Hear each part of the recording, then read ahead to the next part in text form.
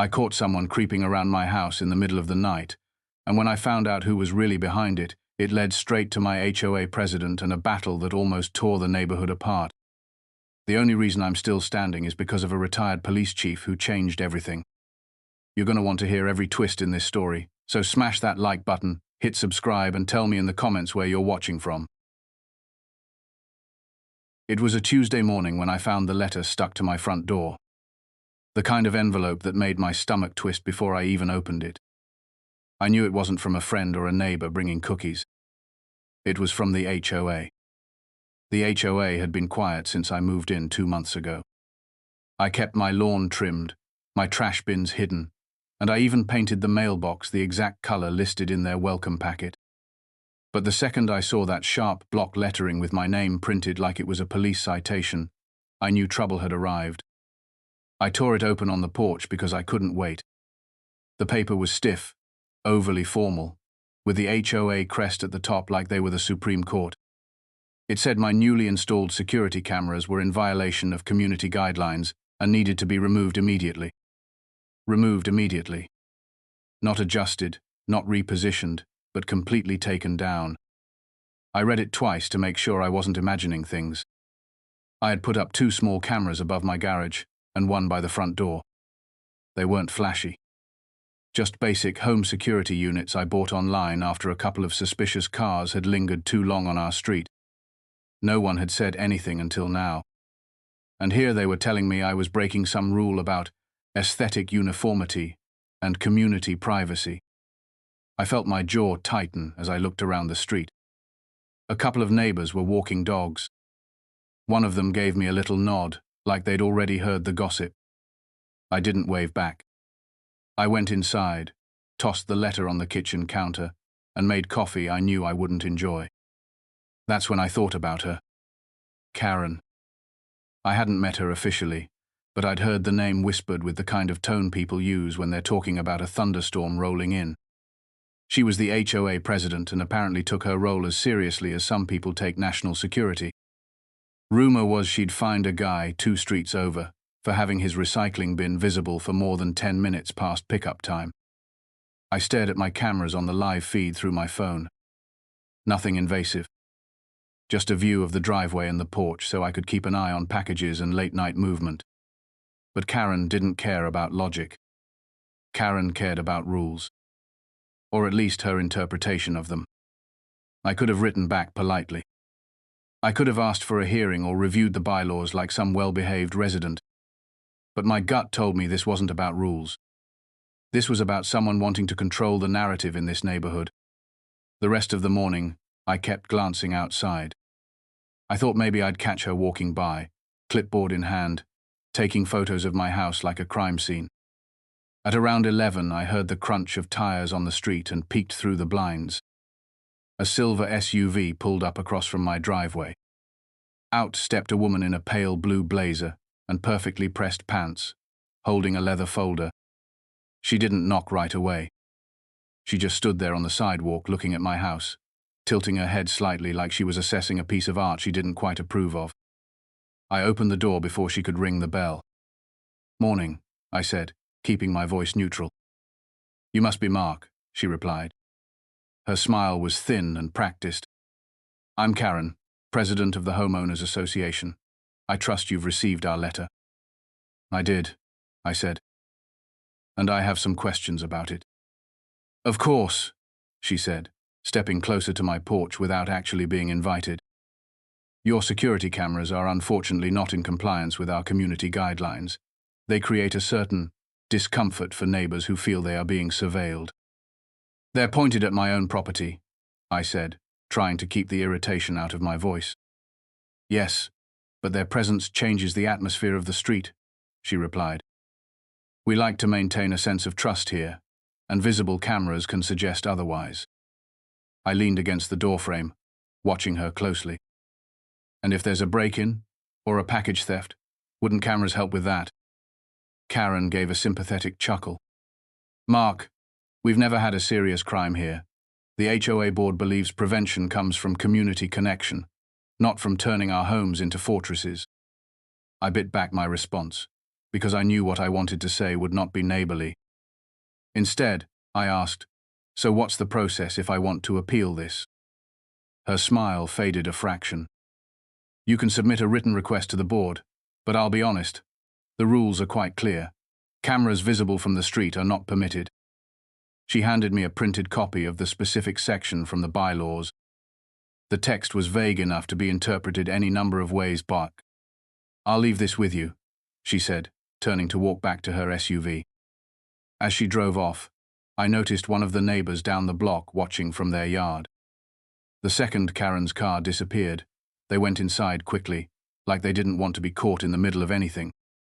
I closed the door and sat at the kitchen table, the letter and bylaw printout side by side. My first thought was to call my brother, who's a lawyer, and see if any of this was enforceable. But before I could, I heard the faint sound of my camera alert chime on my phone. I checked the feed. A man I didn't recognize was walking up my driveway. Baseball cap, sunglasses, holding a clipboard. He stopped halfway up, looked directly at the camera, and then turned around without knocking. My pulse kicked up a notch.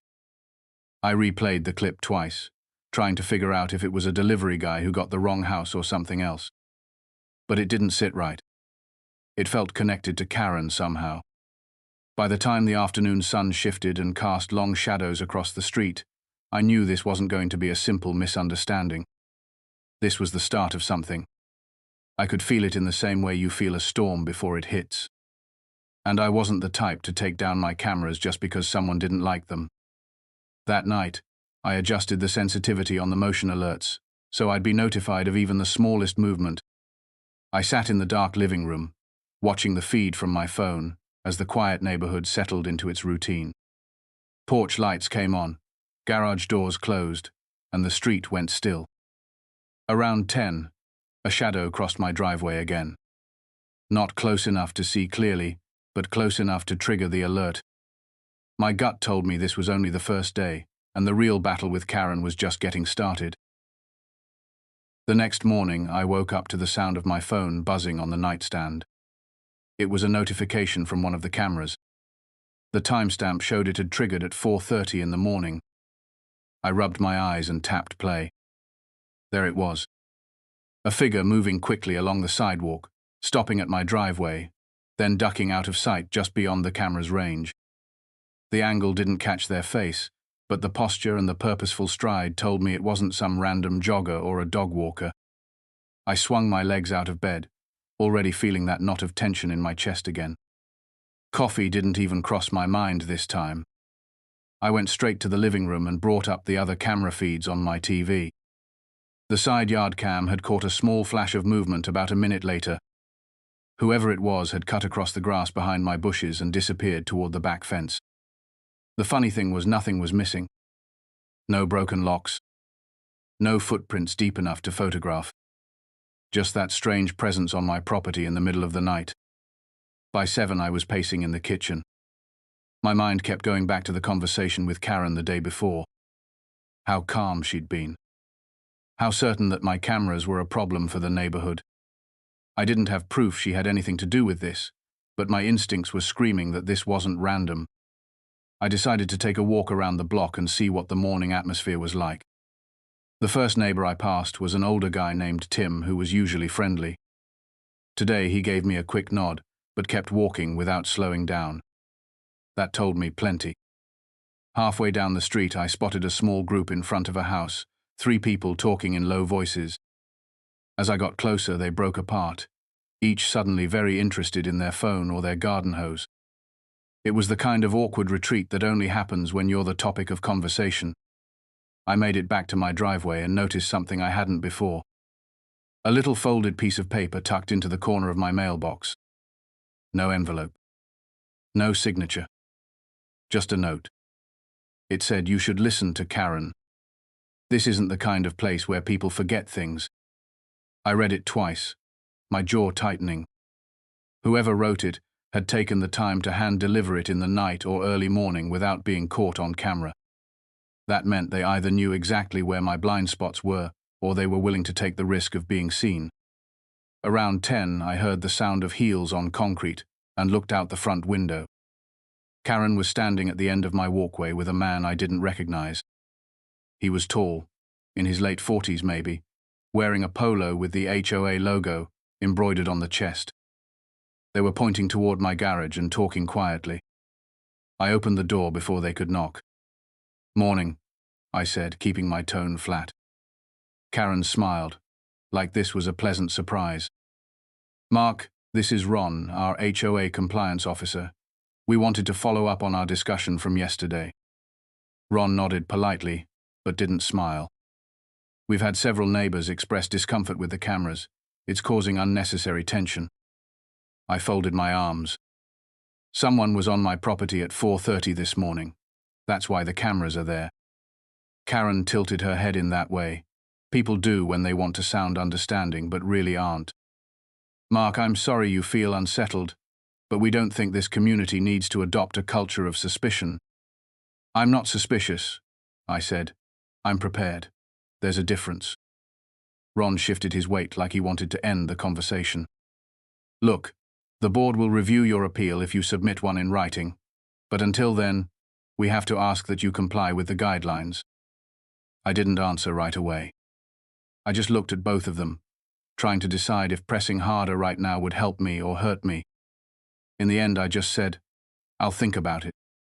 They took that as a victory and left, walking slowly toward the SUV parked down the street. The rest of the day felt heavy. Every time I glanced at the camera feeds, I expected to see someone lingering again. By evening, I was restless enough that I decided to take a drive just to clear my head. I didn't make it far. Just a mile or two from the neighborhood, I saw another SUV that looked a lot like Karen's parked along a side street. As I passed, I caught a glimpse of her in the driver's seat, talking to the same man from earlier. They were both looking at a folder open between them. I kept driving, but my mind was spinning. Whatever was in that folder wasn't just HOA paperwork. I had the feeling my name was written somewhere inside it. When I got home, it was just after dark. I checked my mailbox again, even though I'd already picked it up earlier. This time, there was nothing. But as I walked up the path, I noticed the faint smell of cigarette smoke hanging in the air, even though none of my immediate neighbors smoked. I went inside, locked the door, and sat down with my phone. I replayed the early morning footage over and over, pausing on every frame, looking for details I might have missed. At one point, I thought I caught the glint of something metallic near the figure's hand, but the resolution wasn't good enough to tell what it was. By midnight, I knew I wasn't going to sleep. This wasn't just about a rule in the bylaws anymore. This was about someone wanting me to feel watched even more than they claimed my cameras made them feel. And I wasn't about to give them the satisfaction. I woke to sunlight on my face and the sound of the trash truck grinding down the street. Sleep had come in pieces, and none of them were restful. I checked my phone before I even sat up. No new alerts from the cameras since just after midnight. That should have been reassuring. It just made me tense in a different way. The quiet felt staged. Coffee helped me think. I stood at the kitchen window staring across the cul-de-sac and noticed Tim dragging his bins back from the curb. He moved slower than usual and kept glancing toward my house. Fine. If everyone wanted a show, I might as well give them a clear one. I stepped outside with a ladder and a small toolbox. The morning air was already warm and smelled faintly of cut grass. I angled the ladder and climbed toward the garage camera to check its fittings. The bracket was tight. The lens was clean. But I saw a faint scuff in the paint near the edge of the siding where someone had reached up from the ground and brushed against it. Too high for most people without a stool. The mark was recent. I ran my thumb over it and felt a bit of grit. I adjusted the field of view an inch to the left to widen the edge of the driveway and catch part of the street where a car could idle without being obvious. Then I climbed down and moved to the porch camera. It looked fine. I tapped the doorbell and saw the feed show my face with a slight delay. A car rolled by and slowed just a hair when the driver saw me on the ladder. The windows were tinted, and the plate was from a nearby county. It picked up speed again and turned at the corner. Back inside, I set up the feeds on my TV and let them run while I answered work emails. I needed the routine, so I would not spiral into unproductive speculation. For an hour, things were normal enough to pretend nothing was brewing. Then my phone buzzed with another note from the HOA. The subject line said, "Notice of non-compliance, follow up." The message was short and stern. It reminded me that visible cameras violated community harmony and that removal was expected within 72 hours, or fines would begin. At the bottom, it invited me to share concerns at the monthly open forum next week, but warned me not to expect exceptions. I glanced at the timestamp and shook my head. They were not wasting time. At noon, I grabbed a sandwich and sat on the front step to eat. The sun was bright enough to make me squint. Across the street, a delivery van pulled up to Sandy's house. She was the retired teacher with the pink roses along her walkway. The driver set a medium box on her porch, took a photo, and left. 2 minutes later, a compact car rolled slowly past my place and stopped in front of her house. The passenger door opened, and a young woman stepped out wearing a hoodie despite the heat. She walked up Sandy's path, looked around, and picked up the package like it belonged to her. She tucked it under her arm and hurried back to the car. The car pulled away with a smooth, practiced exit. I blinked and swore under my breath. I checked my phone and saw the front camera had caught the entire thing at an angle. Not perfect on the face, but clear on the car and a partial plate as the sunlight hit the rear just right. I stood and walked to Sandy's porch. I rang the bell. After a few seconds, she opened the door with surprise. "Hi, Mark," she said. "I was about to run out to the store. What is it?" "Someone just took your package," I said. "I have it on my camera."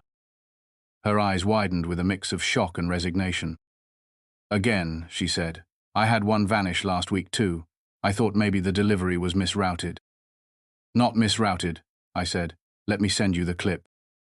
We stepped inside and I airdropped the video to her phone. She watched it once and covered her mouth. Then she took a breath and got steady. "I will call the police," she said quietly. "Thank you for catching this." I nodded and headed back across the street. Before I reached my door, a voice called from a few houses down. Ron, the compliance officer, was walking up the sidewalk with a clipboard. "Mark," he said, "may we talk for a moment?"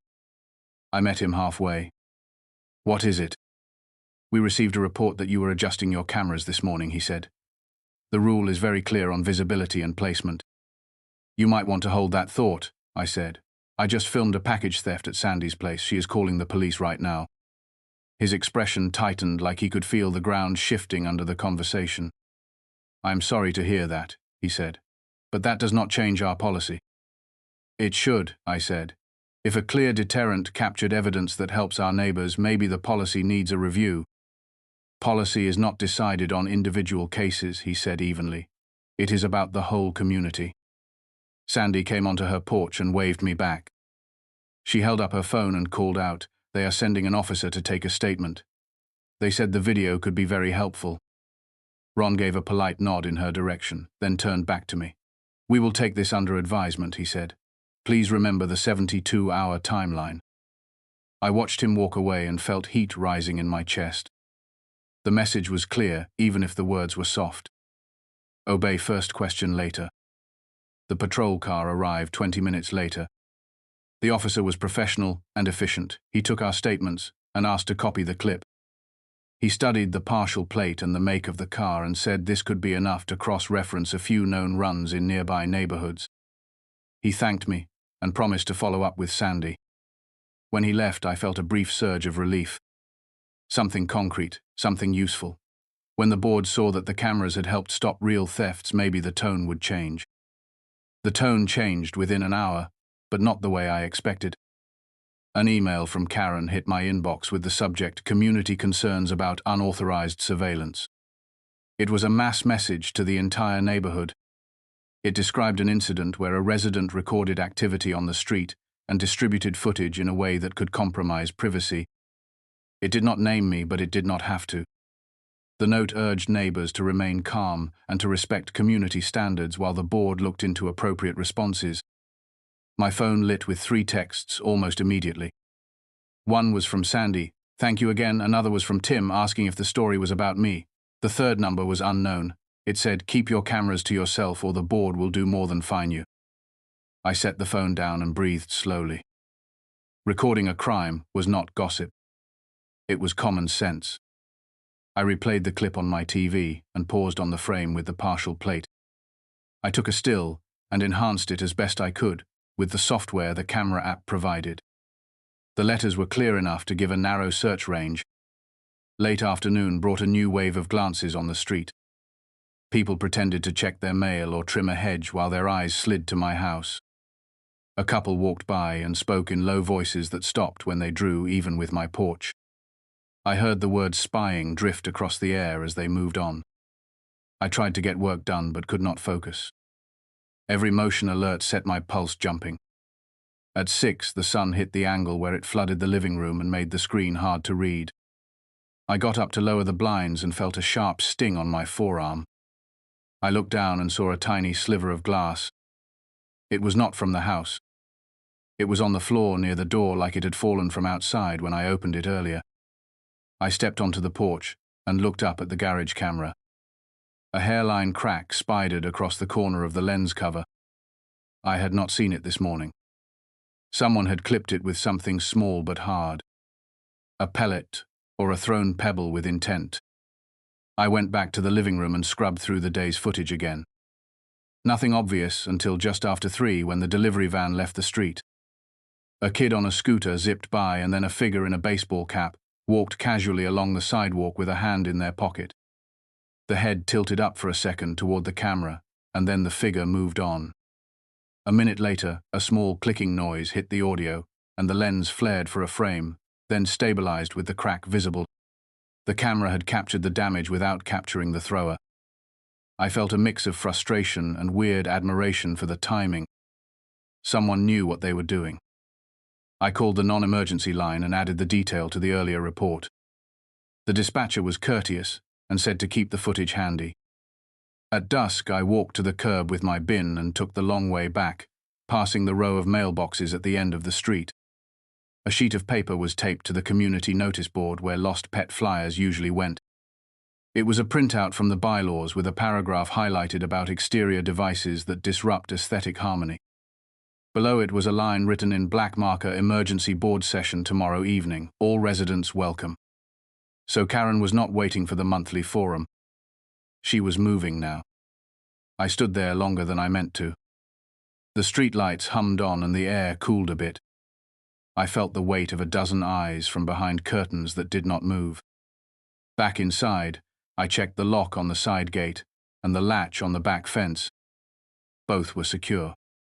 I turned on a couple of interior lights and sat with a legal pad to map the last 2 days in bullet points, even though I was not supposed to think in lists right now. The sequence mattered. Letter on the door. Karen's visit. Strange early morning visitor. The note in the mailbox. Ron's follow-up. The package theft. The mass email. The cracked lens. The emergency session. Patterns show themselves when forced onto a timeline. Whoever was walking at 4:30 knew where my coverage ended. Whoever damaged the lens waited for a specific moment between passing cars to act. And whoever wrote that anonymous message in my mailbox was bold enough to approach my door unseen. The invisible parts bothered me more than the visible ones. At 9, a light knock sounded at my door. I checked the feed before opening. It was Sandy. I let her in and she apologized for the hour. The officer called, she said. They think your video helped identify the car. They may have an address soon. You probably saved a few more packages from walking off this week. That is good to hear, I said. I am glad it helped. She hesitated. I got the community email, she said. I wanted to make sure you knew I am on your side. Not everybody is comfortable saying it out loud right now. I appreciate that, I said. Tomorrow might be noisy. She nodded. You are not wrong. Karen once organized a full turnout because someone wanted to plant a maple that grows taller than the standard. She does not like losing. We shared a tired smile, and she headed home. After she left, I stood in the entryway, listening to the quiet house. I realized my heartbeat had synced to the slow pulse of the refrigerator motor. I sat on the sofa, and rewound the feeds to idle on live view. The cracked lens gave the image a faint halo at the top corner like a cheap filter on a photo app. I should have felt violated. Instead, I felt stubborn. If somebody wanted me to take these down, they were going to have to do more than crack a cover and send vague threats through a notice board. Near midnight, a cat crossed the driveway and set off the alert. I laughed softly in spite of everything. A minute later, a different alert tripped on the side yard. Not the cat. A shadow slid along the fence line and paused by the gate. The figure crouched, then stood and slipped away toward the back alley. The clip lasted under 10 seconds, but my skin prickled, as if it had gone on for an hour. I saved the clip and labeled it "Gate Check Unknown Person." I did not call it in. I wanted something to bring to the emergency session that was more than hearsay. I wanted the board to see that what they called suspicion, I called preparation. I turned off the living room lamp and watched the street glow with the hazy ring of the cracked lens. Somewhere out there, Karen was lining up her talking points and counting heads. Somewhere, a car with a partial plate might be cooling under a carport with stolen boxes in the trunk. And somewhere closer, someone who knew my blind spots was waiting for me to blink. I decided I would not blink. Tomorrow I would walk into that session with the clips on a drive and the timeline in my pocket. I would keep my voice even, and my answers short.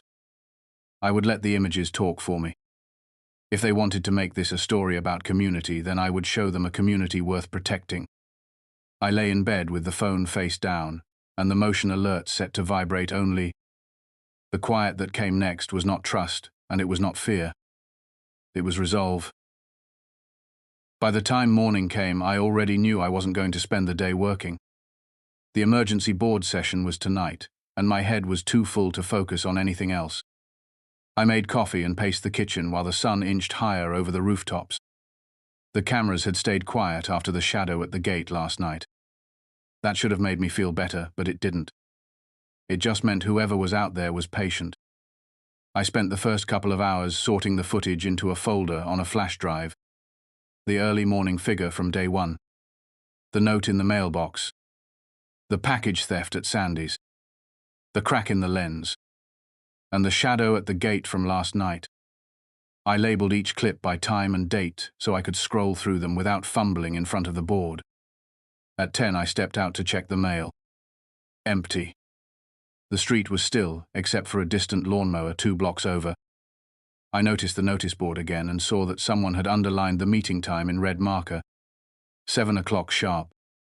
I wondered how many people had already planned their evening around it. Sandy came by just before noon. She had a grocery bag hooked over one arm and a look on her face that said she wasn't here just to drop something off. She handed me a loaf of bread and some tomatoes and said she thought I might be too wound up to think about lunch. She was right. She asked if I was ready for tonight, and I told her as ready as I could be. She said she'd sit near the front and speak if they let residents comment. That helped more than I expected. Even one voice backing me up was better than standing there alone.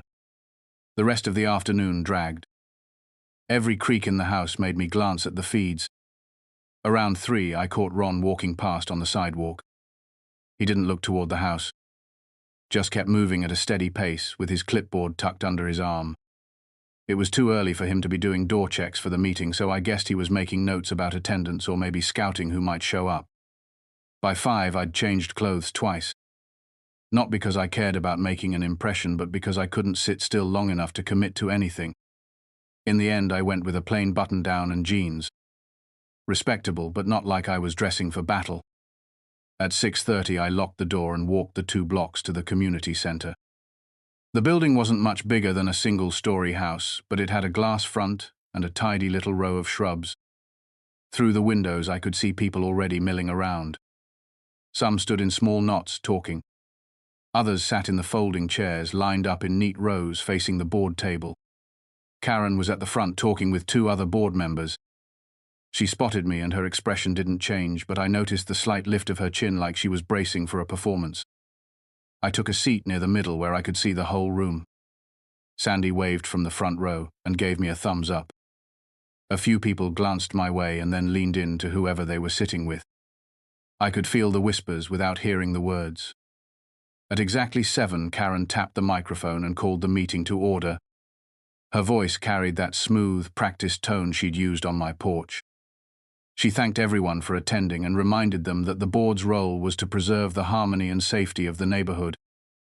Then she went straight into the agenda item about exterior surveillance devices. She said the board had received multiple concerns about visible security cameras and how they could make residents feel monitored in their own community. She talked about the importance of trust and how rules existed to protect everyone equally. Her words flowed easily, and she kept her eyes moving across the room as if gathering silent agreement. When she finished her opening remarks, she looked directly at me and said, "Mark, I understand you have information you wish to share." I stood and walked to the small podium off to the side of the board table. I kept my voice steady as I introduced myself and said, "I'd like to show why my cameras are not a threat to the community but a benefit." I held up the flash drive and handed it to the board member nearest the projector. The first clip played on the screen behind them.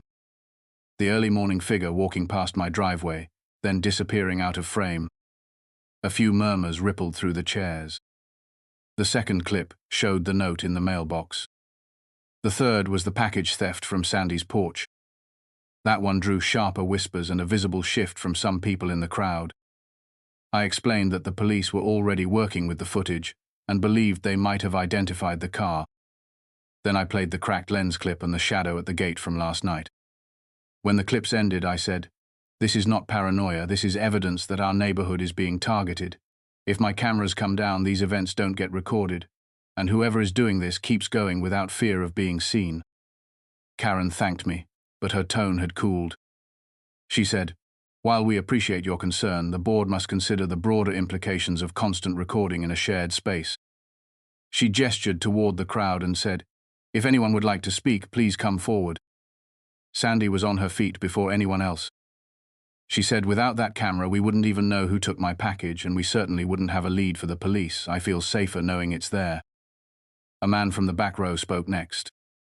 He said he didn't like the idea of being recorded every time he walked his dog and thought it was an invasion of privacy.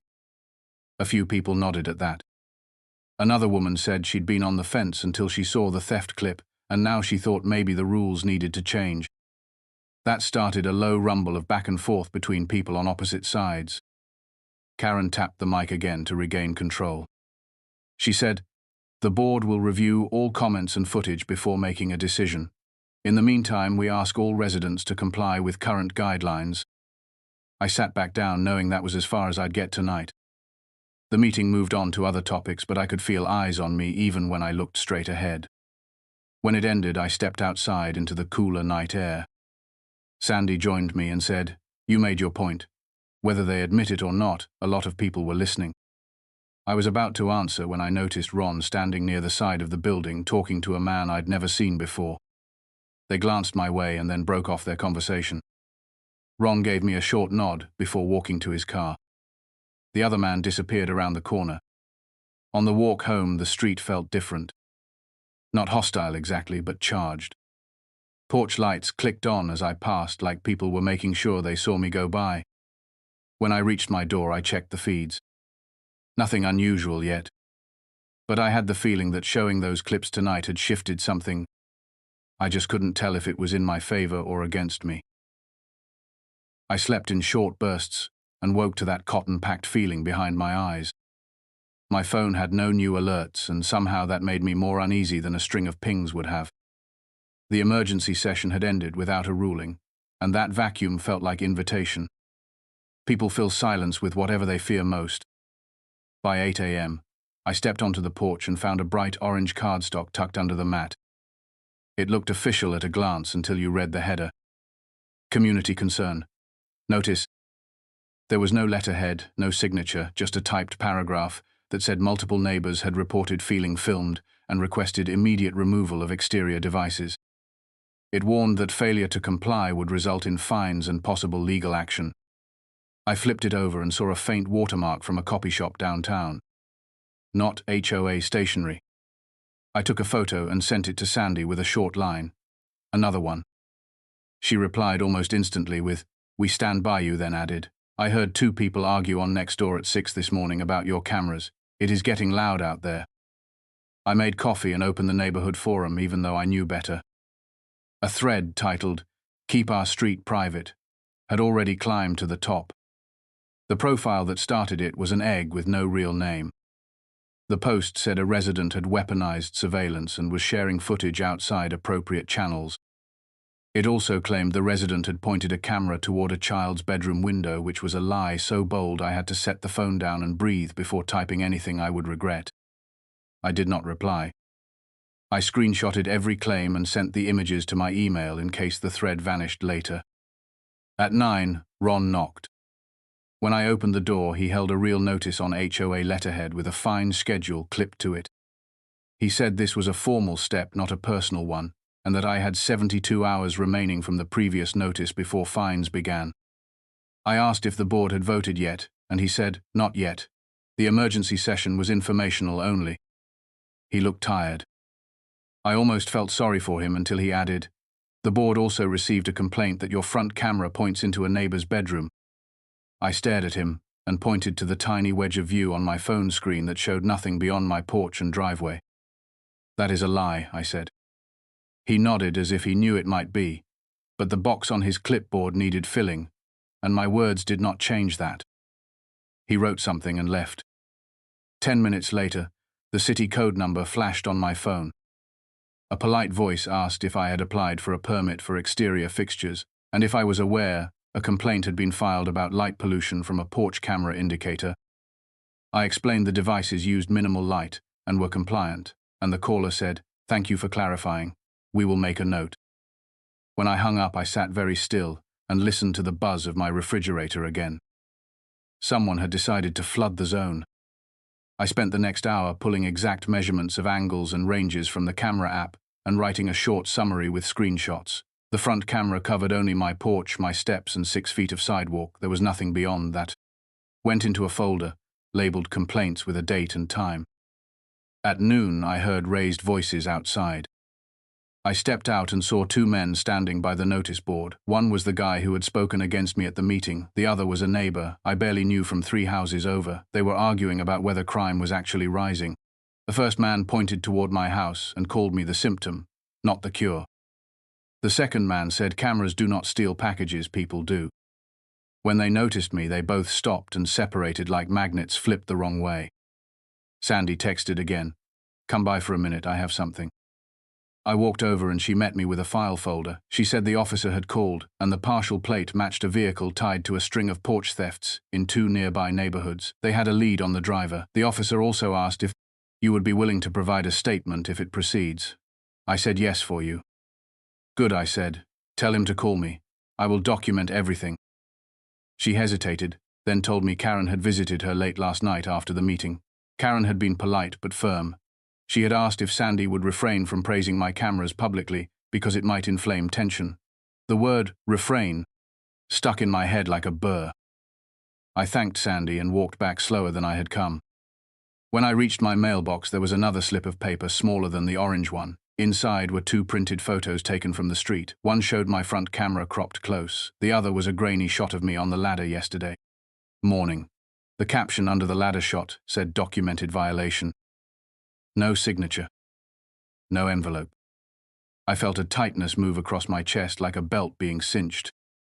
I went inside and added the photos to the complaints folder, then set up a new angle from the side window to watch the mailbox directly. It was not ideal through glass, but it would capture anyone who stepped too close. Early afternoon heat settled over the street and slowed everything except my thoughts. I answered a few work emails to prove to myself I still lived in a normal world, and then my phone buzzed with a private message on the forum. The sender used a first name I did not recognize. It said, "Not everyone is against you, but some people are scared. They think if you keep the cameras, others will install bigger ones and it will snowball. You are the test case." I typed back, "Who are you?" The reply never came. At 3, an HOA group email arrived announcing a neighborhood walk and talk event, led by Karen and Ron to hear concerns directly. The note encouraged residents to share experiences regarding privacy and safety. I read it twice and could hear the framing in the spaces between the words, "Safety equals privacy. Privacy equals fewer cameras. Fewer cameras equals harmony. I did not plan to attend the walk and talk.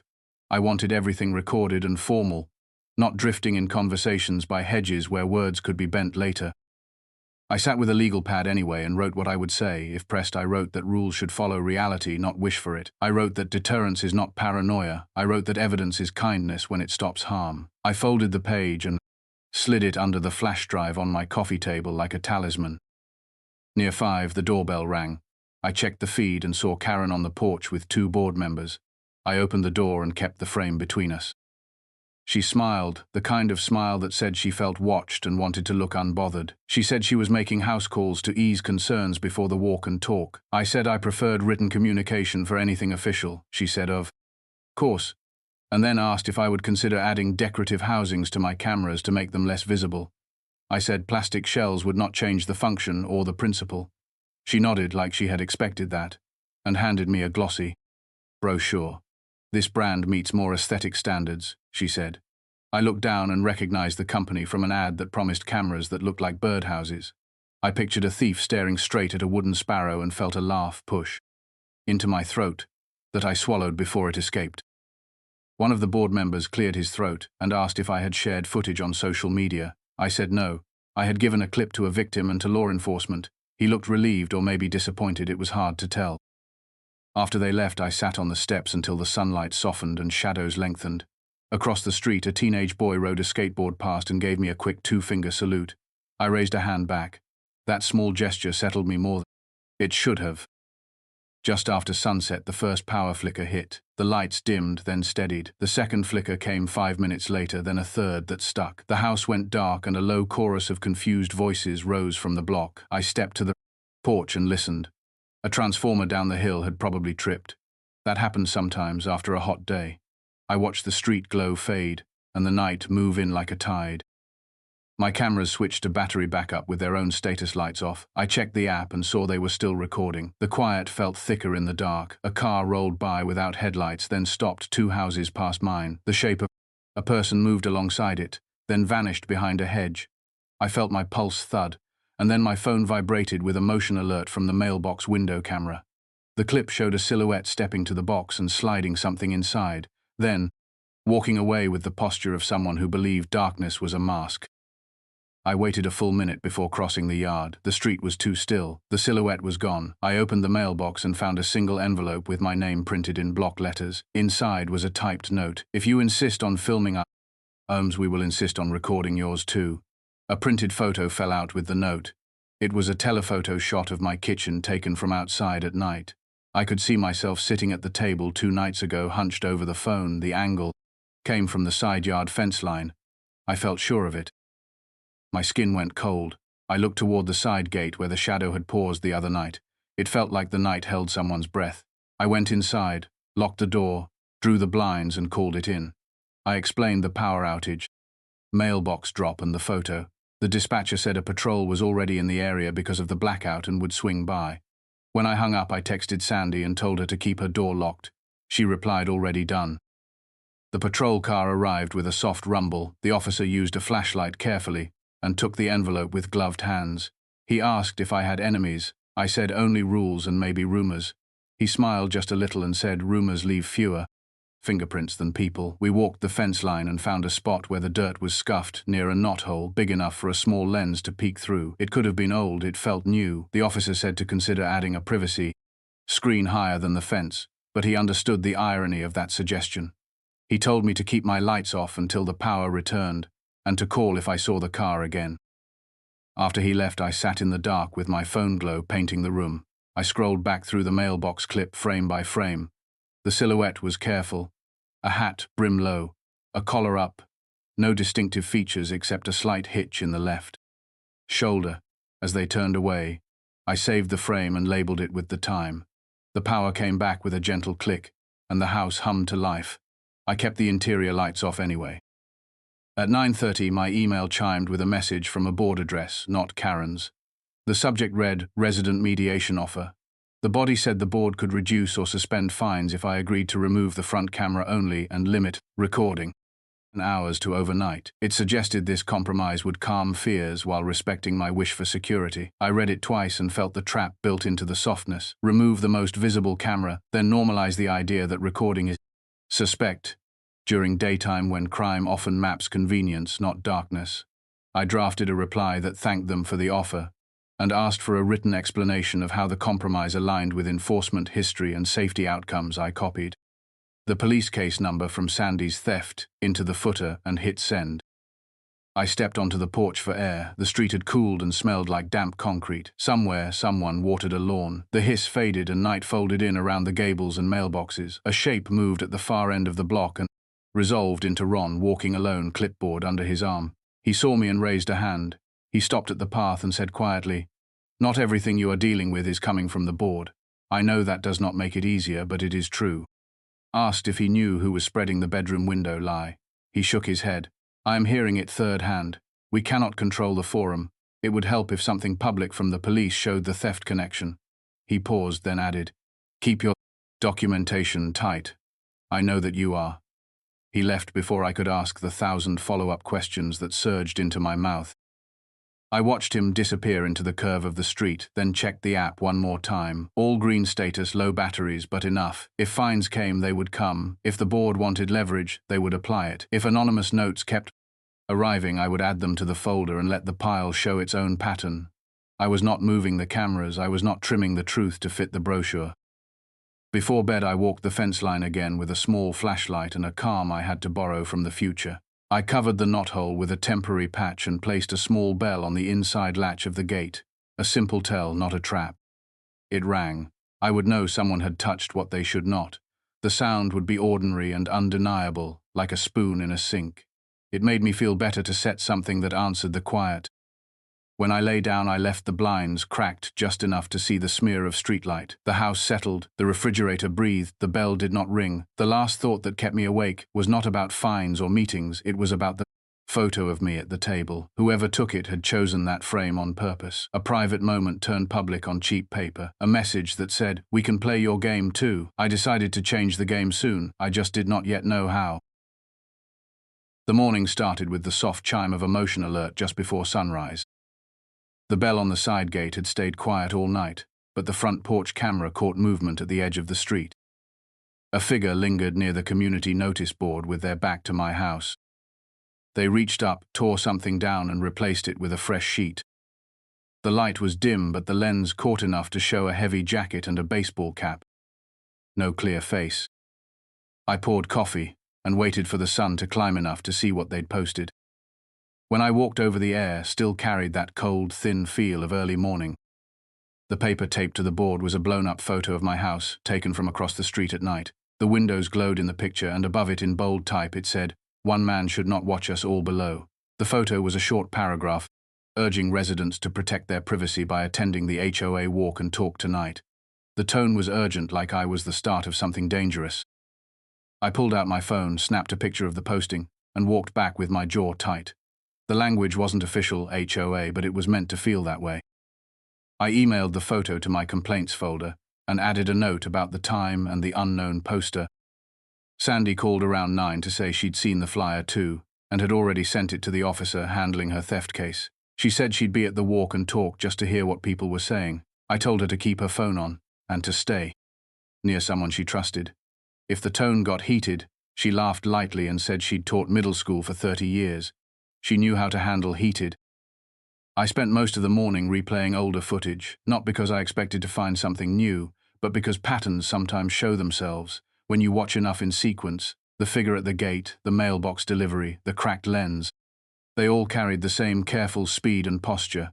Whoever it was liked to work at the edges where the lens barely caught them. At 11, my phone rang with a number I recognized from the police station. The officer's voice was clipped but focused. He said they had confirmed the car in Sandy's theft belonged to someone with multiple petty theft charges. They were preparing a warrant for an address 2 miles away. He said if the case proceeded, they might need me to testify. I told him I was ready whenever they called. He said that was good to hear and hung up before I could ask if the board knew any of this yet. By early afternoon, clouds rolled in and the light flattened across the street. It made the houses look closer together, like the whole block was leaning in on itself. I stayed inside but moved from window to window, checking the feeds. A couple of neighbors walked by without looking toward my place, but their pace picked up slightly when they passed the driveway. At 3, a white sedan pulled up in front of my house. The driver stayed inside, and the passenger leaned out to slip a folded paper onto my windshield. I stepped onto the porch and called out, "Can I help you?" The passenger looked up, startled, then muttered something to the driver. The sedan pulled away without answering. I walked down and unfolded the paper. It was another copy of the flyer from the notice board, but with a red circle drawn around my front camera and an arrow pointing to it with the word "remove" written in block letters. I took it inside, photographed it, and added it to the folder. My hands were steady, but my stomach was a slow burn. The escalation wasn't just online or through the board now. It was at my door, my gate, my car. They wanted me to feel closed in. The walk and talk was scheduled for 6, and I knew I wouldn't be going, but I wanted eyes on it. I texted Sandy asking her to let me know the crowd size and any specific comments that sounded like more than frustration. She said she'd keep me posted. Around 5:30 she sent the first message, "About 20 people here so far. Mostly the same from the meeting. Karen is opening with privacy speech again." A few nods, a few frowns, then another text. "A man just asked why HOA is not cracking. Down faster on you. Said your cameras could be hacked and feed sold online," Karen said. "Board is aware of all risks." Sandy's next text came 10 minutes later. "Woman with stroller says she feels unsafe walking past your house. Now crowd. Reaction. Mixed. Someone else says theft proof is valuable. Tension high." I kept refreshing her messages like updates from a game I wasn't allowed to watch live. Another ping board wrapping up said they will discuss next steps this week. No decision yet. Some left muttering, others talking in small groups. That was it. After the event, the street was quiet again, but in the way that meant people had already chosen their sides. I stepped onto the porch and saw no one in sight, yet the air felt watched. I locked the door and checked every camera, battery status. At 7:30 a knock came, not at the front door but the side gate. The bell didn't ring because they didn't open it, just knocked twice. Slow, deliberate. I pulled up the side feed and saw a man in a hoodie facing the gate. Didn't move for a full 10 seconds, then turned and walked out of view. I didn't recognize him. The clip went into the folder. An hour later, Sandy called. She said someone had followed her halfway home from the walk and talk. She didn't see their face, but the sound of footsteps behind her had matched her pace until she turned into her driveway. She asked if my cameras might have caught anything from that side. I checked quickly, but my angles didn't reach far enough down the cross street. I told her to keep her lights on and call if she saw anyone lingering. She said she would and thanked me, again, for standing up in the meeting days earlier. She said it had made her feel less alone. I told her the same. Around 9, the porch camera lit with a motion alert. I expected another flyer or note. Instead, it was Ron. He wasn't holding his clipboard, just his hands in his jacket pockets. I opened the door a crack. He said quietly, "I thought you should. I know Karen is pushing for a special board vote this weekend, not next week. She wants it done before the theft case moves forward." He didn't wait for me to respond. He just added, "Keep everything backed up more than one copy," and walked away. I closed the door and went straight to my laptop. I uploaded every clip and photo to a cloud account, then copied them to a second flash drive. I put the original in my safe and the copy in the glove box of my car.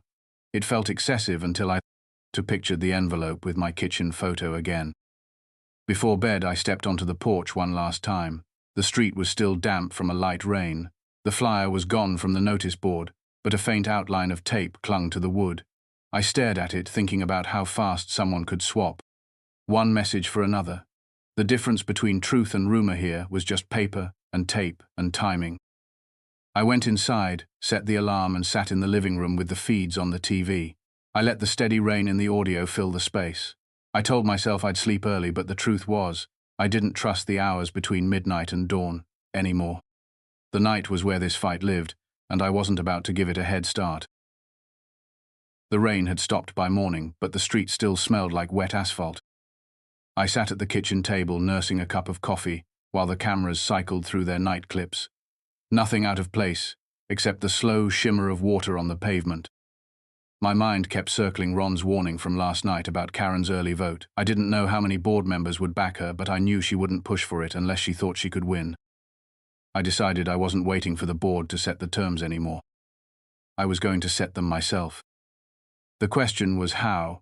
Without breaking any rules that could hand her an easy victory, I needed someone who understood both the language of law enforcement and the politics of neighborhood control, someone who could see the angles I might miss. The answer came from a conversation I'd had weeks before when I first moved in. The man 2 houses over with the perfectly kept driveway and the retired police sticker on his truck. We'd only spoken once, but I remembered his handshake was firm, and his eyes had the same scanning habit mine did when I walked into a room. I didn't even know his name, but I knew he was my next call. I walked over just after 9. The garage door was open and he was inside, wiping down a set of golf clubs. He looked up as I stepped in and smiled cautiously. "Morning, neighbor. What can I do for you?" I introduced myself again and told him. "Straight, I'm dealing with an HOA problem that's gotten messy, and I think you might be the right person to hear it." His expression shifted from casual to attentive in a blink. "Come inside," he said. "Let's talk where it's warm." His name was Paul, and he'd been a police officer for 30 years before retiring as a shift commander. He listened without interrupting, while I laid out the timeline. The letter, the meetings, the theft, the anonymous notes, the cracked lens. The kitchen photo, the walk and talk flyers. By the time I finished, his jaw was tight and his fingers tapped slowly on the arm of his chair. "Sounds like someone is running a pressure campaign on you," he said, "and it's bleeding over into harassment. That's not just an HOA issue, that's criminal, if you've got the right evidence." I told him I had everything backed up twice. He nodded good, then asked if he could see a few clips. I pulled out the flash drive and let him watch on his laptop. He paused and replayed certain frames, the hitch in the left shoulder, the timing between passers-by. The way the mailbox drop was done quick but not sloppy. He leaned back after the last clip. "Whoever this is," he said, "they've done counter-surveillance before. They know where your blind spots are and they're using community politics as cover. While everyone argues rules, they keep moving in the shadows." That's when I told him about the early board vote. He smiled, but it wasn't amusement. It was the kind of smile you give when you've heard this story before in a different uniform. He said, "Karen's not stupid. She knows if the police case turns public before the vote, she looks like she's fighting the wrong battle. So she's moving the clock up." I asked what I should do, he said. "First, don't give her anything she can spin into aggression. Stay polite, stay in writing. Second, use the time before the vote to change the room. If she's got her people ready, you need yours, even 2 or 3. More voices can flip the tone. You've already got Sandy. Who else do you trust?" I admitted that was a short list, he said. "Then maybe it's time to make it longer."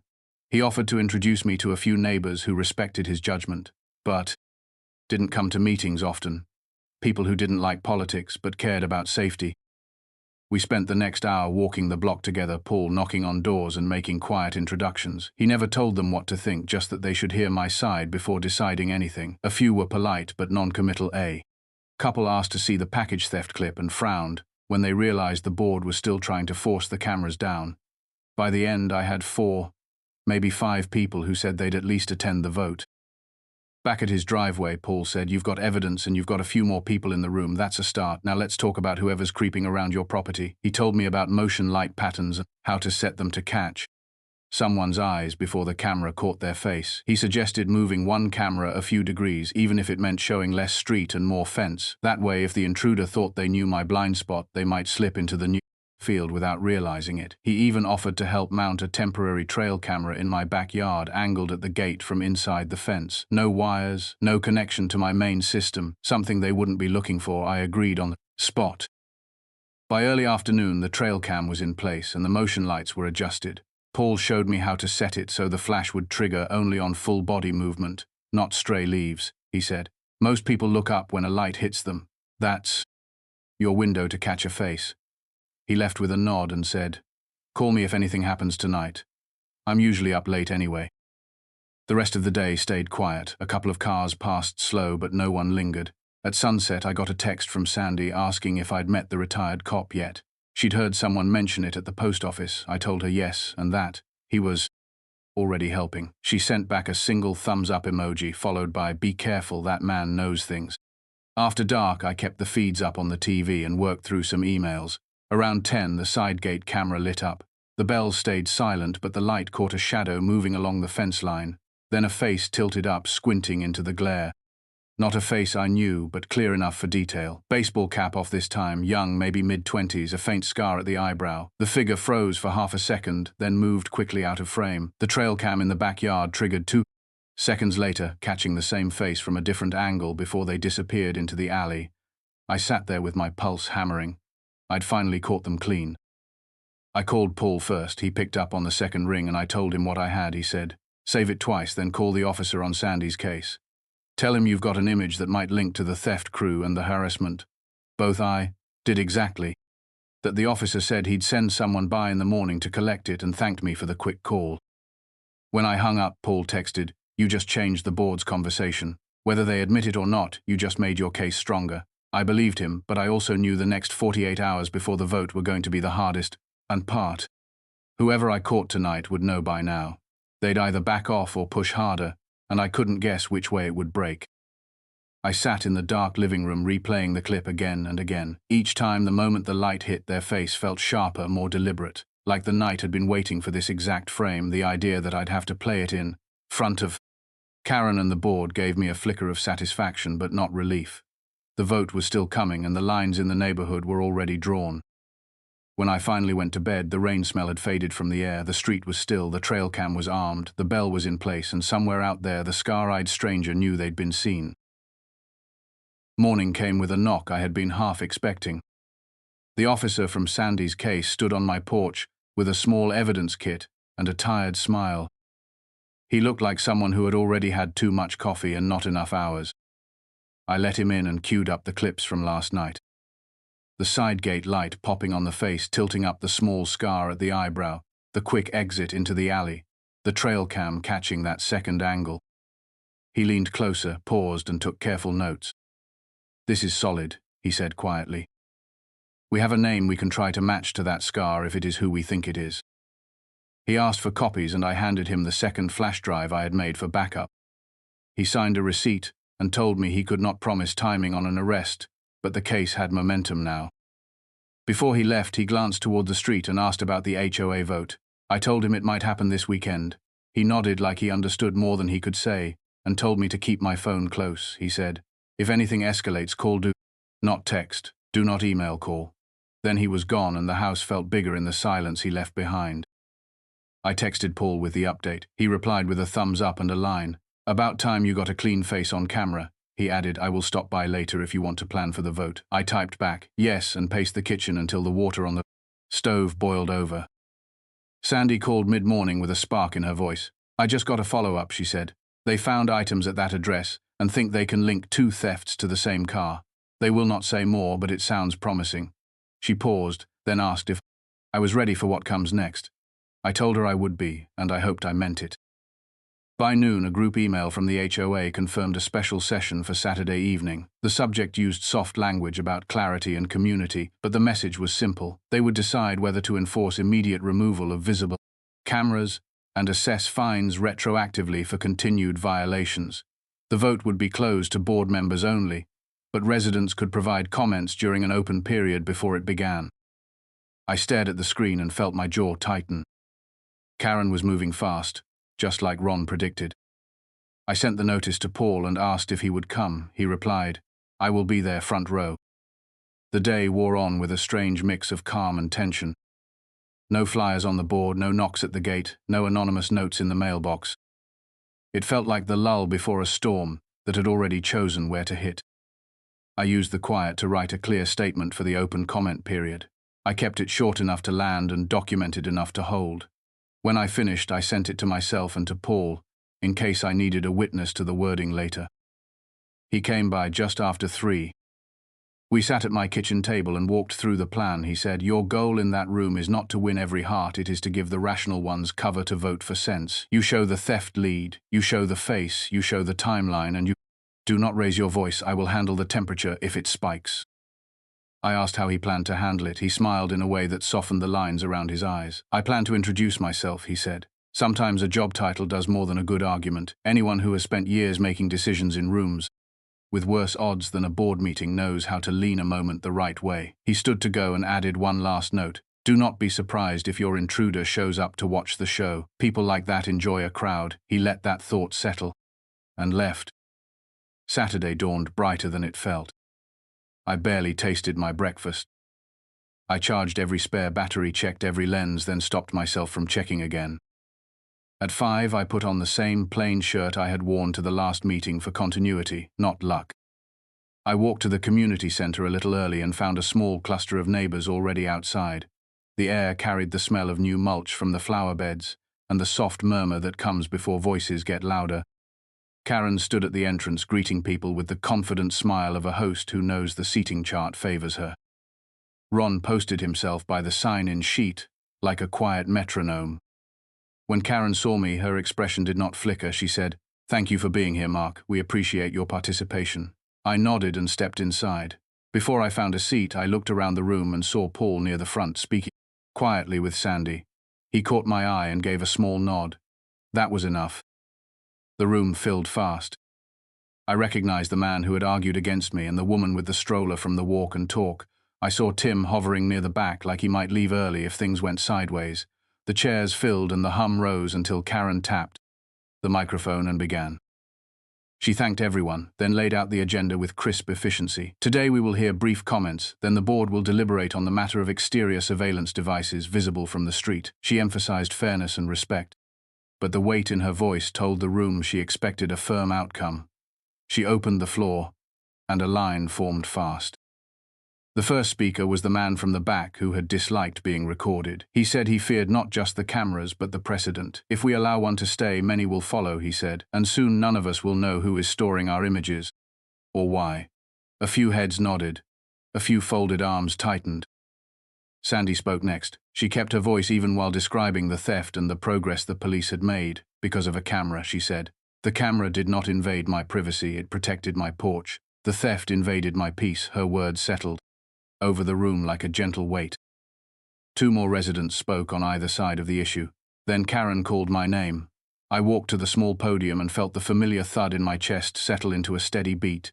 I read my statement without hurrying. I described the early morning.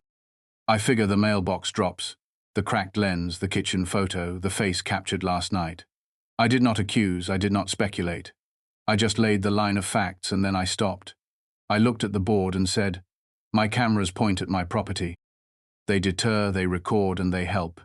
This is not suspicion. It is stewardship of a home I will defend and a street I want safer for all of us." I was about to step back when Paul stood from his front row seat and addressed the board without taking the podium. He said, "My name is Paul. I live 2 doors down. I spent 3 decades in law enforcement before retiring. I have reviewed evidence you were shown. I have spoken with your resident and the investigating officer.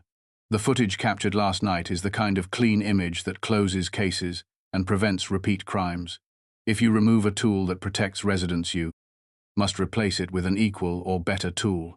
Otherwise, you are not preserving harmony, you are just lowering the lights." He paused and added, "I am willing to answer questions about how cameras actually help investigations if the board wants clarity." His voice carried the calm gravity of someone used to being listened to, even when the room did not want to. A ripple moved through the chairs. Karen masked her surprise well, but it was there in the small stillness before she smiled and thanked him. She opened the floor to board questions. One member asked if cameras could be abused. Paul said, "Yes, like any tool, which is why you set clear guidelines about angle retention and sharing." He glanced at me and said, "Your resident has followed those principles." Another member asked about privacy. Paul said, "Angles matter. If the lens sees only property lines and the public right of way, then privacy claims dissolve under scrutiny." He spoke without heat, only patience, like a teacher who respects the class enough to explain without condescension. When the questions ended, Karen announced the close of public comments and asked residents to step outside. While the board deliberated, people stood in clusters in the hall. The air felt charged. I found Paul and Sandy near the water dispenser. Sandy whispered, "You should have seen Karen's face when he introduced himself." I said I saw enough. As we waited, a man in a dark hoodie slipped into the building and leaned against the far wall. He kept his head down and his hands in his pockets. Something about his posture prickled familiarity. The scar at the eyebrow shone from the clip. Could not be certain without the light, but the tilt of his head matched. The urge to walk over and pull the hood back hit me like a reflex. I told Paul quietly, "I think our visitor from last night might be here." He shifted his stance to shield. me from view and said, "Do not engage. Let me think." He watched the man for a full count of 5, then took a slow step in his direction. The man looked up, saw Paul, and turned toward the door. The exit opened and he slid outside like he had never intended to stay. Paul returned and said, "If that is your guy, he will not lurk where I am." His tone was almost amused. I exhaled slowly and felt the coil in my chest loosen. Sandy squeezed my arm and said, "That alone made tonight worth it." The board doors opened 20 minutes later. Karen stepped out with the practiced neutrality of someone who knows eyes are reading every cell of her face. She thanked us for our patience and announced that the board had reached a decision, but would read it formally inside where minutes could be recorded. We returned to our seats. The room went very quiet. Karen read from a printed statement. "The board acknowledges resident concerns regarding both privacy and safety. We also acknowledge the evidence presented regarding ongoing property crimes in the area. Effective immediately, the board will suspend enforcement of the prohibition on visible cameras for a period of 90 days, while a subcommittee drafts updated guidelines." She looked up and added, "During this period, residents with cameras must comply with new interim rules." Listed them briefly: aim at your property, maintain 30 days of footage, share only with law enforcement or directly impacted neighbors, give notice via a small window sticker provided by the HOA. No fines would be assessed retroactively, and appeals already filed would be marked resolved pending the new policy. A wave of reactions rolled through the room, relief from some, frustration from others. The man who had argued against me shook his head but did not stand. A woman behind me whispered that the sticker was reasonable. Several neighbors looked at Paul like they had not known whether to respect him until this moment, and now they did. Karen closed the statement with a call for civility and adjourned the session. The meeting dissolved into pockets of conversation. Ron approached me with a rare smile and said quietly, "I told you not everything you were facing came from us." He glanced at Paul, then back at me. "I'm glad you brought him. He makes certain ideas easier to hear." Sandy hugged me, which startled us both, and then laughed. She said, "I will sleep easier tonight, and I hope you will too." I said I might try. Paul stood near the aisle while people filed past, shaking his hand like he had just retired all over again. When the room thinned, he walked with me toward the door and said, "The board made the only decision that let them keep their dignity. They can call it a pause, but it is a pivot. Use the 90 days well, get your angles double-checked, ask for the stickers and make sure they stay visible, and keep logging every incident. The pattern matters." Outside, the air had cooled and carried the faint scent of pine from the planted border. Lights from porch lamps dotted the curve of the street. People were still talking in low voices, but the pitch had softened. I felt the kind of tired that comes after carrying a weight up a hill and setting it down without anyone clapping for you. It was not victory, it was air. As we reached my path, a car rolled slowly past. The driver kept their face forward, but the passenger turned for a second.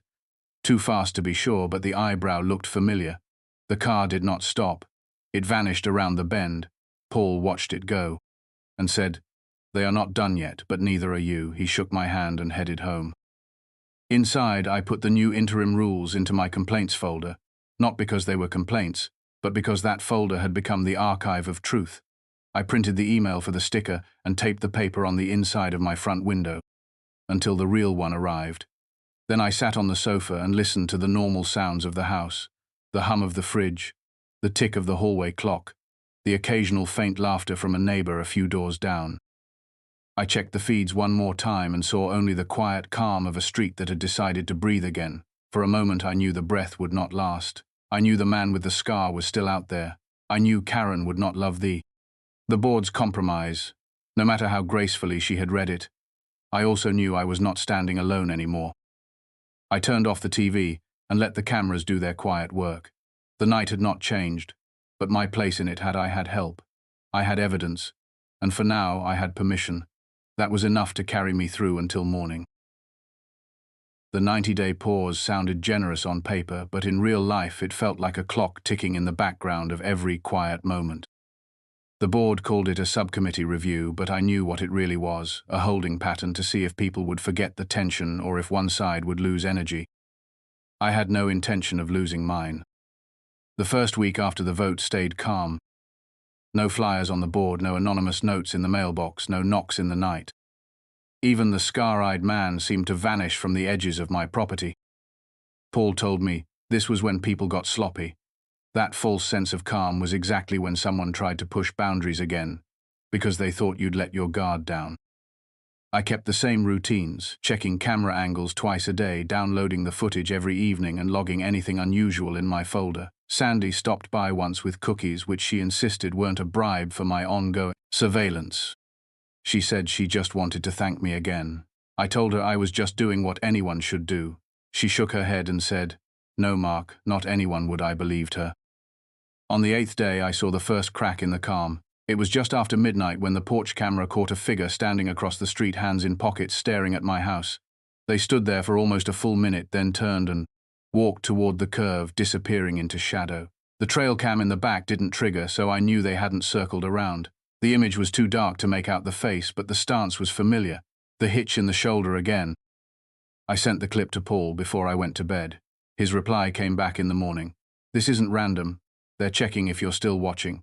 Keep everything running, I'll swing by tonight."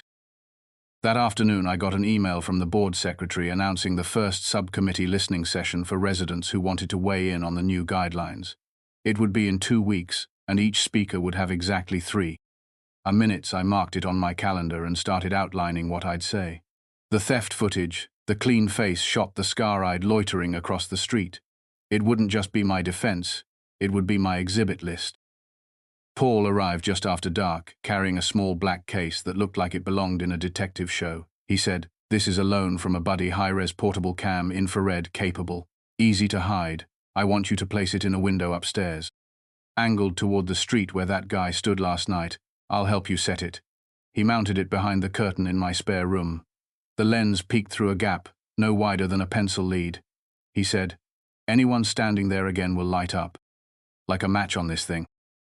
We talked for an hour about the possible motives for the pressure campaign. Paul thought it was more than just HOA politics, he said. Someone's using the privacy argument as a smokescreen, maybe because your cameras catch more than just their face, maybe because they're connected to more than just petty theft. That possibility sat heavy in my mind long after he left. 2 nights later, the portable cam earned its keep, at 1:13 a.m. The same spot across the street, lit up in the viewfinder. A man stood there, hood down, head tilted up toward my house.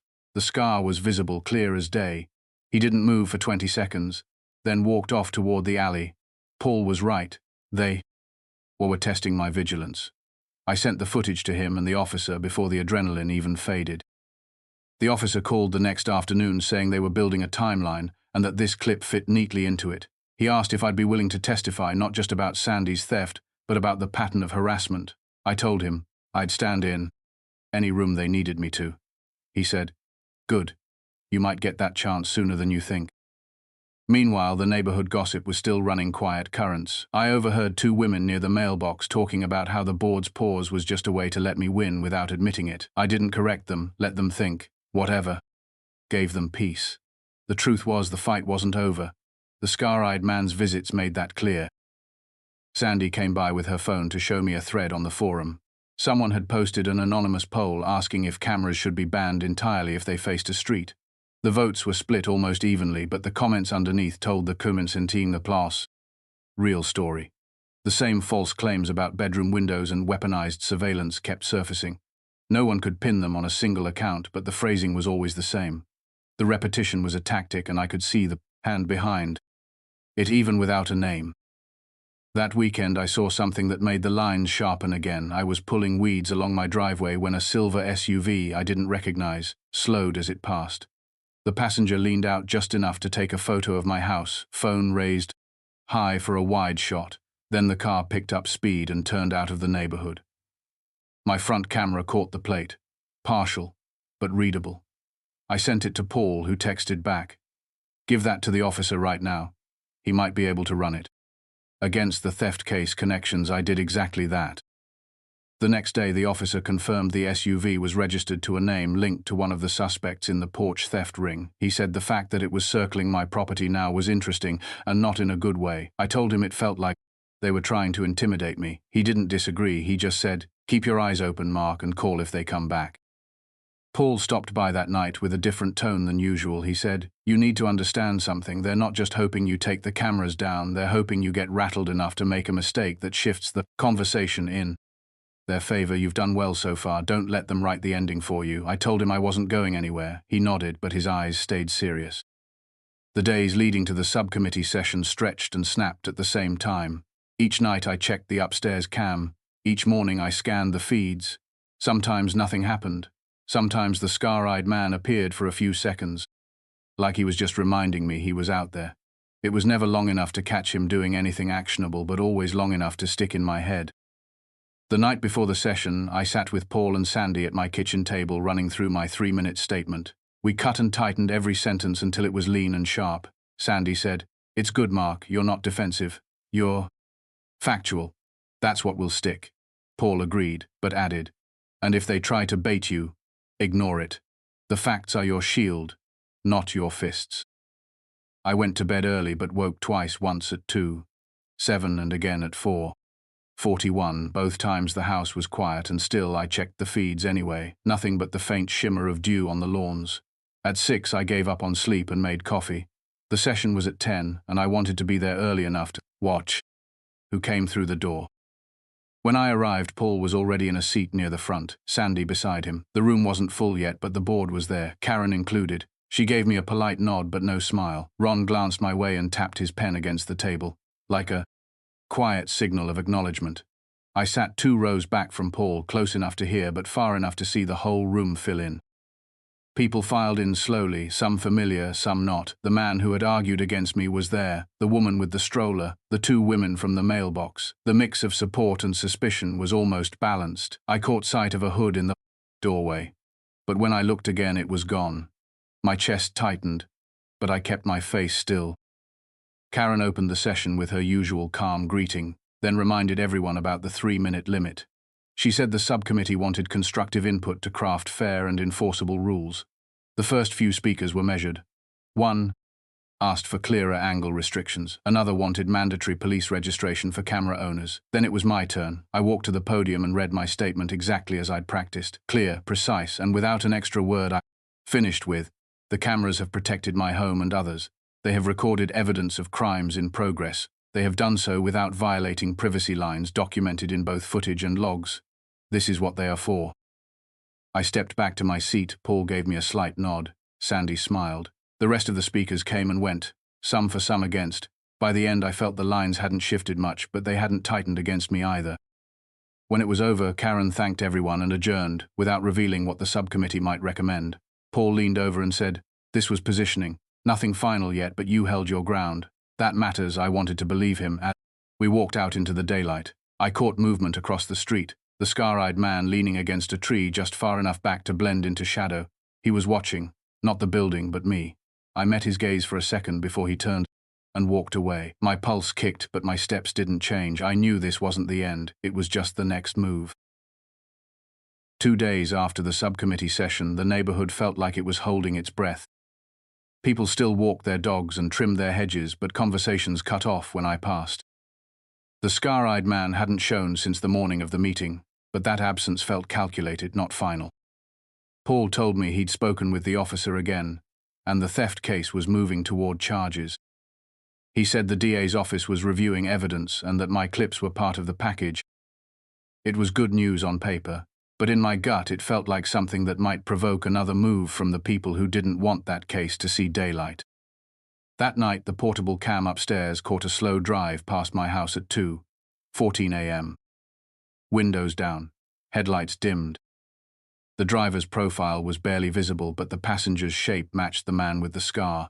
The car rolled past without stopping, but my phone buzzed with the alert before it was even gone from frame. I sent it to Paul with one word, "Again." His reply came back, "Keep it logged, we're closing the circle." The next morning, a letter from the HOA arrived in my mailbox. No threats, no fines, just a notice that the interim sticker for my window was ready for pickup at the community office. The tone was polite, almost bland, but I read between the lines. This was the board's way of marking me as compliant under the temporary rules. The sticker wasn't just for neighbors to see. It was a record for the board in case things turned again. I walked to the office in the early afternoon. Karen was there behind the counter. She handed me the sticker with a neutral smile and said, "We appreciate your cooperation, Mark." I nodded and said, "I'm following the rules you set." She didn't flinch, but her eyes lingered a second too long before she turned to the next resident in line. Back home, I placed the sticker inside my front window facing the street. It looked harmless, a little green square with the HOA logo and the word secured printed in white. Underneath in small letters it said, footage shared only with law enforcement or affected residents. Paul had been right. It was designed to calm the fearful without stripping the function from the cameras. That evening, Sandy came by to see it. She laughed softly and said, "You know this will drive the ones against you crazy. They wanted those cameras gone, not labeled approved." I told her I'd take my wins where I could. She stayed for coffee, and we talked about how the block felt different now, less open but maybe more aware. She said people were starting to check their own angles in case the theft crew came back. Awareness wasn't harmony, but it was a start. 2 nights later, awareness turned into action. At 11:47, the trail cam caught the scar-eyed man again. This time he was at the back fence, crouching low, flashlight in one hand. He swept the beam across the boards like he was looking for something. The light hit the knothole I covered weeks ago and paused. He didn't try to remove it. He just studied it for a few seconds, then moved along the fence line toward the alley. The portable cam upstairs caught him leaving on foot, no car this time.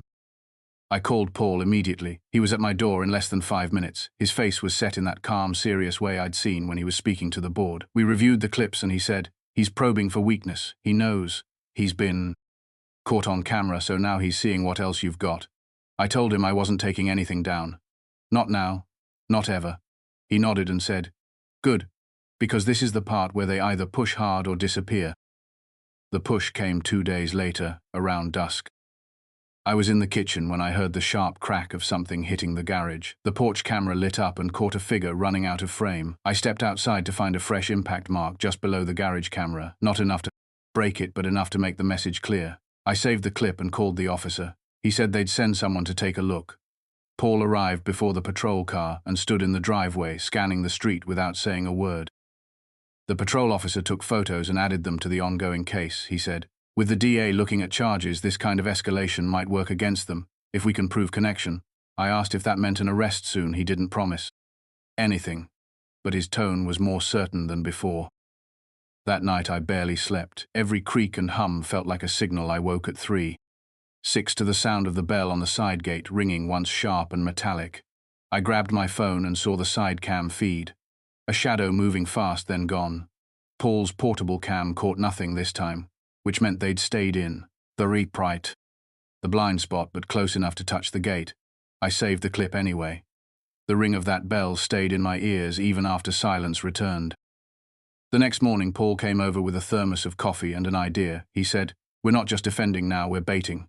He laid out a plan to set a decoy camera shell near the gate, something obvious enough to tempt a hit, but useless if they destroyed it. Meanwhile, the real cams would be trained on that exact spot from 2 angles. He called it a trap without teeth. I called it a chance to get the proof we needed. We set it up before noon. It worked faster than either of us expected.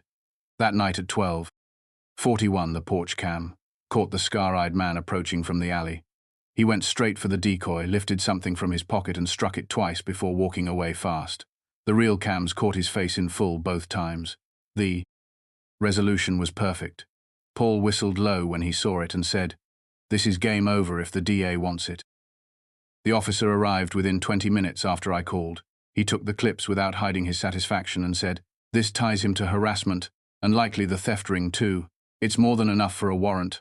I felt a weight lift off my chest, but I didn't relax, not yet. 2 days later, Paul knocked on my door with a grin I hadn't seen before. He handed me his phone, where a news alert showed the scar-eyed man's mugshot under the headline, "Arrest made in series of neighborhood thefts. Suspect linked to harassment of resident." The article was short, but it named the charges: petty theft, trespassing, vandalism, harassment. I read it twice, then handed the phone back.